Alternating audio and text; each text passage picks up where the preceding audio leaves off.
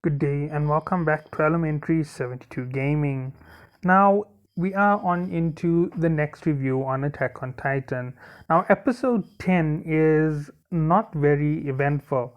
In terms of what happens, we continue right after episode 9, where Armin jumps out, where Eren jumps out to defend the group against Cannon, and they now in that process of just after the cannon shot. So immediately after the cannon shot, Eren immediately drops down into the bottom of his Titan and he begins hatching a plan with his friends. So he gives the worst case scenario plan first. And his worst case scenario is he turns into a Titan and he runs away from there immediately. Before they even have time to reload the cannon, he'll be too far away for them to actually stop him. So that's his first option. His second option, as he explains, is he can have his friend Armin explain the entire situation to the military. He's counting on his friend Armin because his friend Armin is far more calculating and far easier to handle than him or Mikasa. And in this moment, Armin flashes through his head, can he really be depended on? And he's thinking of everything through his head. He's thinking of the exact same scenarios, and immediately he jumps into action to defend his friend. And he jumps out and he says, I am here to negotiate to have him work under military supervision to try and give us an edge and to abdicate that he can actually help us in our fight to regain the wall and sort out this problem. At this very moment, the commander is saying, can you prove that he is not an enemy of humanity? Armin immediately thinks through his mind, and in a matter of seconds, he says, yes, undoubtedly he is on our side because he is not on the Titan side. They try to eat him the same way they would any one of us. And immediately with this, it is a reasonable argument. Everybody else is swayed by it, but the moment he hears that, the captain, the commander, goes berserk. He stops thinking logically and he starts yammering off with everything that he can think of to say that this isn't correct. So he starts accusing them of being titans, taking human form, doing unpredictable things. Basically, he's just going off uh, on a side path to his own thoughts. There are possibilities from what he is saying, but he doesn't have proof to prove what he is saying. Everything that he has is proof on the other side, but he is allowing his fear to judge his direction. He's not allowing himself to see the other part because of fear. And immediately in this moment, he's like, I can't spare any more time. And he's about to signal another cannon shot when Commander Pixis, the commander of the army, butts in and grabs his hand and tells him, you really need to work on your nervous predisposition. He calculated exactly what Armin said, and he says, can you not see the heartfelt salute of the candidate? We need to immediately listen to what he has to say.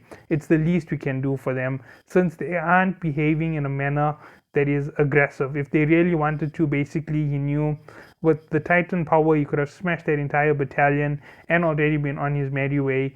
Mikasa has the power to slay the entire battalion, so there was no way they would actually have stood a chance against those three.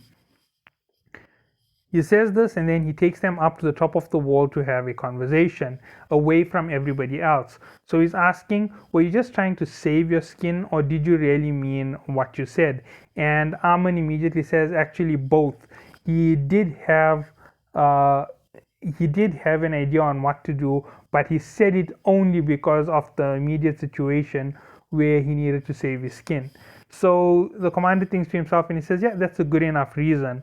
Now, on the ground, the commander who was already handling the situation, or the captain, is talking to another one of them and he's like, how can he go up there with those three? They could be titans, they could kill him. And the second in command under Commander Pixar says, you know that he is eccentric and he will do as he wants to, basically explaining his situation. Now, at this point, they're all up on the top of the wall. They're looking through things and they're judging it. And immediately, Commander Pixar says, you can trust by my order, nobody will harm you. So right now you're in this position, nobody's gonna harm you, you are free to live on. And the only person who's really in any type of danger is Eren. So he asks Eren, can you help us? And Eren immediately thinks to himself, he's not sure if he can. He's not sure if he can move that boulder. He doesn't know what type of Titan powers he has. That was the first time he ever did it, and he doesn't even have memory of it. At this point, the commander says, sorry, I asked the wrong question. It is, will you try?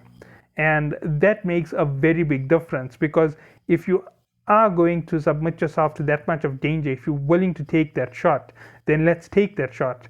If you aren't willing to, then there's no use in us even trying it, because you're going to be afraid, everybody's going to be afraid, and it's likely to fail. So that is the first thing that goes through at this point. Now, underlying within this entire situation is a lot of things that we have to think of in the real world. The author is throwing this at us. Many times when we are faced with a hero or someone trying to save us, it may be something that we misconstrue. It might be that someone pulls a gun to try and help us and we think they're as bad as the guy who was attacking us. It's all in our heads. It's that mentality of our society where we believe that taking the life of a murderer is wrong, and a person who stops a murderer by killing him is as guilty as the murderer. It's all along that side of philosophy, and the author is trying to pull this out for us very, very clearly.